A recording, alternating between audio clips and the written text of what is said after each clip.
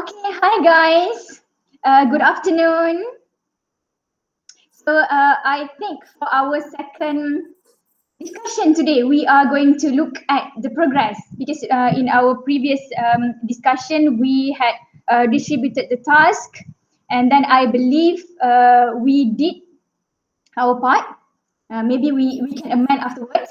So briefly, the purpose of this discussion is to update the progress as well as to clarify amendments that we can do afterwards. So just to recap, the website name is the Fun Brain. So for the product at glance, I would like to, and the introduction part, so I would like to invite Brother Sammy to describe a bit about it. Okay. Okay, Assalamu alaikum everybody. So I will just get to it. So we started with the introduction. Before the introduction, we have the website name, the URL, small information, some information about the website itself. And then in the introduction, we have wrote that we need to follow the Habart's 2006 scheme of work, the points, the 6 elements that we need to follow. And then I started writing about the general description of the website itself, the Fun Brain. So the introduction or the general description about the website, it included who developed the website, when was it developed or created, and what is the main content of the website. So it's just a small general overview about the website and what does it do. And then my part also included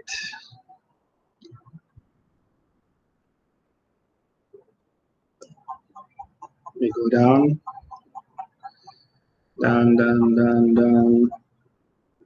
the implementation schemes.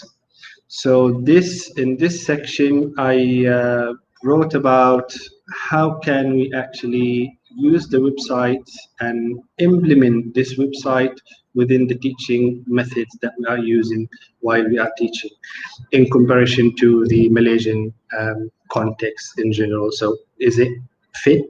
Does it help and serve the goals of the teaching, the process of teaching, whether it is serving the goals or not? So it's a small and precise paragraph about it. Yeah, that's it. So maybe I will pass it back to Anissa. Okay, thank you, brother. So we had the progress for the overview, introduction, as well as the implementation scheme from Brother Sammy. Okay, now I think for the number second and number third, the technical preview as well as the operational descriptions. So Abby, can you continue? Okay, thank you so much, Anissa. So for my part, basically I have 3 of them. I think Anissa forget to mention one more is the strength and weakness, which I will later explain. So first we're going to go with the technical preview. All right, so under this subheading, I wrote about the technical aspect, that means the functionality aspect of this website itself. So here we talk about that this platform is it caters to all educators, parents, and learners. And this is not an app, thus visitors need to directly access it using various means of tools such as electronic gadget, laptop, desktop, tablet, smartphone, and even with a steady internet connection. All right. So another aspect that I would like to emphasize here is the overall outlook of the homepage or the page in regards to the visual representation. All right. Which is the color-coded themes, the font, and the easiness to navigate throughout the website as a whole. One thing that I would like to mention here is not only that FunBrain, we are just analyzing FunBrain as the main page. There is another link which is FunBrain Junior that brings us to another additional secondary homepage link that caters to the younger learner. That means the pre-K, kindergarten, and all those age groups of students. So, and besides that, what we can conclude here in general about the technicality notion here is that it is simple, hassle off, interesting, attractive, informative, and in terms of its construction and once again the navigation system are positive in regards to what the contents are or what kind of contents they that are available there. Okay, continuing next one, the next subheading is the operational description. That means how those headings, like when you click on a certain headings of to where it directs and to what kind of content, what kind of materials, is it easy to understand, is it easy to access it. So for this part, what we can say here, what I have written about here is that you can do it with such an easiness. There are not major complication, because for example, if you want to watch a video, you just click on the video and there are all those featured videos that will come out. Okay, and also if you go to the secondary main page, if you need for example, for say phonics, if stories, if you click on the stories, it will come all kinds of stories, and then under the stories there are brief explanation about each stories and to which grade and age group it caters to with the featured pictures. So this shows that the navigation system is smooth. All right. Okay. Also, as an overall, once again, there's unconstrained access and non-limited information of subject matters in the educational context overall. Okay. Now I'm going to go a little bit in detail on the strengths and weaknesses. So as a theme, thank you, Anissa and Brother Manaman, especially, and also Brother Sammy for contributing for the strengths and weaknesses of this website in particular. So we have split it into two. One is from the website perspective, another one is from the educator's perspective. So from the website perspective, there are both of the strengths and weaknesses. Definitely the strengths are, number one, there are a variety of contents. All right, it caters to all kinds of grade from as Anissa said, from pre-K to the 8th grade. Okay, and everybody can access it everywhere at any time. Okay, and also it's easy to navigate. However, there are also ample amount of weaknesses. That means there are some reading materials, like example the ones that in PDF form you can't download it. If you want to download it, you have to pay, so that it's not free. Okay, also you need some kind of a steady internet connection, especially if you want to go offline to access it, if I'm not mistaken. And also one thing that Brother Madhavan stress or how he contributed was that some games are not in the educational context, and maybe children or the kids will indulge it if there is no guidance from the adults. Okay, and also last but not least is that there is no rubrics for grading for teachers when it comes to the activities. All right. And from the education perspective, definitely when we are talking about the Malaysian education context, which we are going towards 21st century and future readiness, it is definitely there's a huge contrast element there, because this is a US English or US educational system. So when it compared to Malaysian, it's definitely there's a huge gap there. And one thing that Anissa mentioned was there is no, because English we need the 4 skills, but one of the skills is missing, which is a writing skills. All right, so there are no tasks in for the writing aspect here. Okay, that is the weaknesses. Strength is kids can learn things beyond their knowledge in an international standard. All right, and that's all. I will pass the time to Anissa. Thank you. Okay, thank you, Abby. So next is the teacher fit. So I will be explaining about the progress for the teacher fit, learner fit, as well as the appropriateness. For this part, it actually discusses the relevance of this particular website from the instructional perspective by actually exploring its language teaching approach. So if we say this language teaching approach, we need to go back to LTM, I guess. So we need to remember the Krashen's theory, 1982, Krashen, the natural approach. So I think after scrolling the website and scrutinizing it, I think it is based on natural approach. So when we discuss it based on natural approach, we need to look at that very famous 5 hypotheses. Um, I would say this website caters, fulfill the requirement of all 5 hypotheses. Those hypotheses are, for example, we take one, the acquisition learning hypothesis. So for this hypothesis, we realized that FunBrain actually offers hundreds of games, books, comics, videos to develop skills in mathematics, reading, as well as literacy, which is actually all the material are in target language. So as mentioned by Creation, he stated that in order for the students to unconsciously acquire the language, they need to be immersed in this kind of environment with the target language. So I won't go one by one. Basically, I have discussed within that continuum of 5 hypotheses. The reason is, of course, when we talk about instructional perspectives, it is crucial for us to look at how are the learning experience being structured in the website.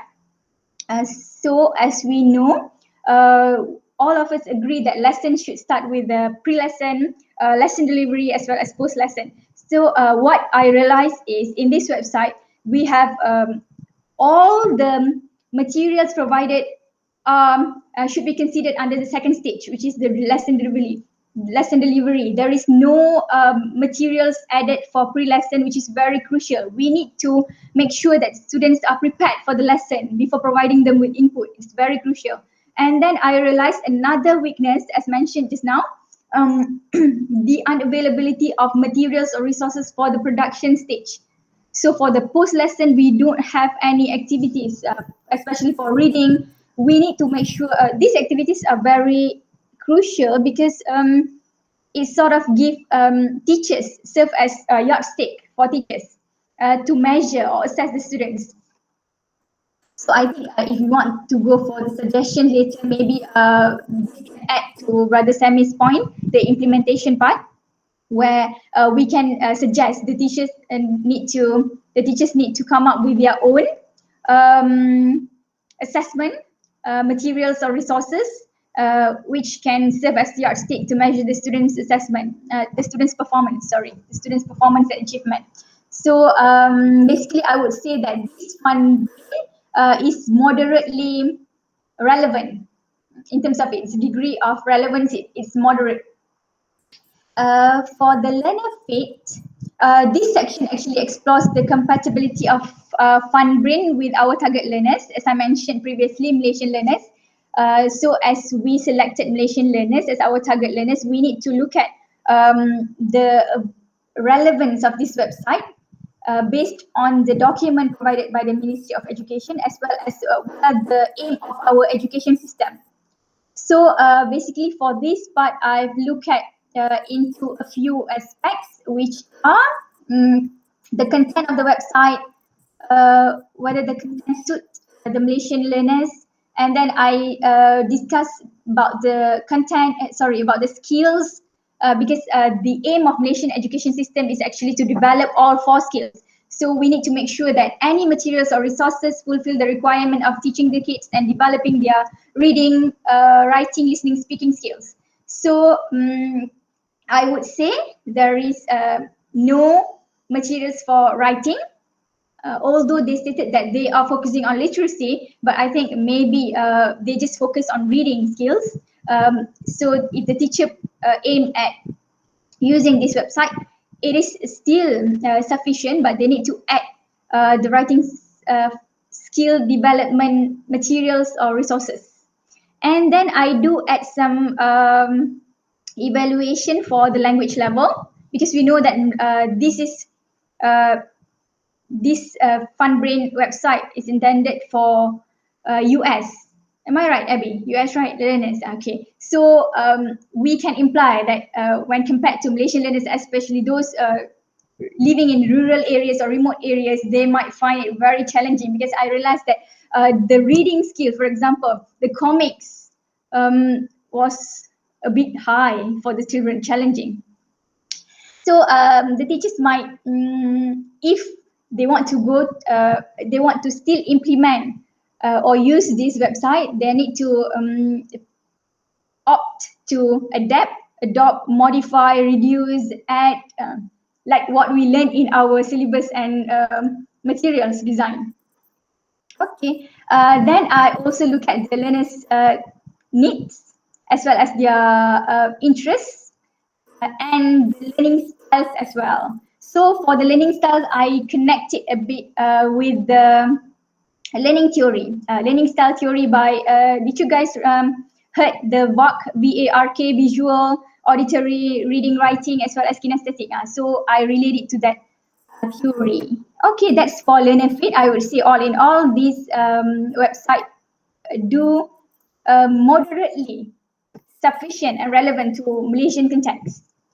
Next is the appropriateness. So based on my based on the discussion above just now, the one that I pointed out, the which actually sort of highlight for us the strength and weaknesses of the website. So I think this website is reported to have a moderate degree of teacher fit due to mainly because of the unavailability of resources to fulfill the three stages of language learning, as I mentioned just now, the natural approach. We need to have pre-lesson, lesson delivery, and post-lesson. So other than that, it is sufficient, it is relevant, because all the materials do expose the learners with the target language. And then for the learner fit, I would say just now, it is appropriate, moderately appropriate, but the teacher need to intelligently adapt, adopt, develop materials, personalize and contextualize it to our Malaysian context. Okay, that's all. So next, I would invite Owen to describe, explain to us about the checklist, because I believe he had done a lot of hard work to scrutinize part by part for each item, right? Okay, the stage is yours. Stage, eh? All right. Thank you, Anissa. All right. Remember the previous one we did mention about the form, right? The website evaluation form. So based on it, there are a few criteria which I took note of. I sort of managed to get some info on. So from the www.funbrain.com, I noticed the expectations of, as a user, as a teacher, I noticed it's quite good as it activates the cognitive abilities of the students. And for the credentials of the author, it's they have been a leader in free education games for kids since 1997. And the audience they are trying to aim for this site is from grades pre-K through 8, so the pre-K are kindergarten students. The creation of this site was around 1992 of May, and the site was last updated on November 11, 2020. The contact address, they did provide one. I'm not going to read the whole thing, but it's actually from Brooklyn, New York. And it's quite easy to access, as it can be accessible within seconds. So there's a 10 seconds of waiting time, like maximum, for the videos and the games. Based on the what do you call it, the similar website, similarweb.com and alexa.com, the traffic bounce rate was around 44.63% and 49% respectively, which I took note 3 days ago at 4:10 p.m. And then for the homepage, how to get it accessible, whether it's easy to access, as no matter how much you scroll to the bottom or you go to another page, the homepage remains intact, so it's easier for the user of the site to go back to the homepage. The extra link is www.funbrainjr.com, which is actually the secondary site. more specifically used for the preschool students for early childhood learning. And then in that side, it's stated here in this criteria, it's mentioning whether it contains valuable additions or potential distractions. For me, they are quite valuable as they concentrate much onto the preschool students, so they can build their maths, early literacy, and problem solving skills while also developing important computer skills, how to use the technological app, or I mean the site. So in terms of the criteria for text, images, and sound and videos, I noticed there weren't any exact sound clips, but they were sort of within the video clip. So there are images for reading practices within the text, the ebooks, there's images, so it's not exactly all words. And there are games for problem solving or mathematical operations, and animated videos, which are quite suitable for primary school students. And then the materials can not be accessed offline, sorry. So teachers have to either, utilize their skills and abilities to create their own worksheets if they want to use the materials there, unless they are willing to pay for it. Whereas the videos and the games can only be accessed online. I'm not particularly sure whether there's any other methods to download, but I think it will go against the copyright. I mean, it'll be like copyright infringement. And the next criteria is actually, is it easy to differentiate the abilities? So it is, because each of the materials, there has been a caption where it was mentioning certain particular age or grade for the students. Plugins, there are no plugins, but there must be a good internet connection. I mean, a moderate internet connection to allow them to access each of the content.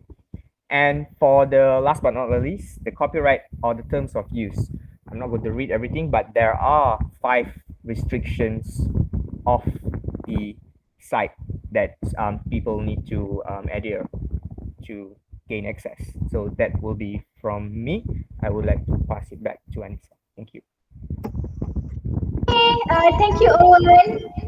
Thank you, Abby. Thank you, Brother Sammy. So we are done with every aspect of our critical review paper. So I think we can amend a bit here and there and proofread, and then check the format, put everything in, transform it into a PDF, and then just submit. And that's it. So we only have like tiny things to tweak here and there and formatting and everything. So thank you so much, guys. This is our final assignment for our final semester and final everything. Yeah. So thank you so much. You guys have been a really good group mate, and I wish you all the best. And Anissa was suggesting that we take PhD together. Maybe we take a break first, huh? All right, We really need a break. So that's why I think, why not we discuss in the group when we want to enroll in the PhD group. I mean PhD. Okay, that's all for now. Okay. We're gonna stop the recording first. Bye. Bye. All right. See you guys.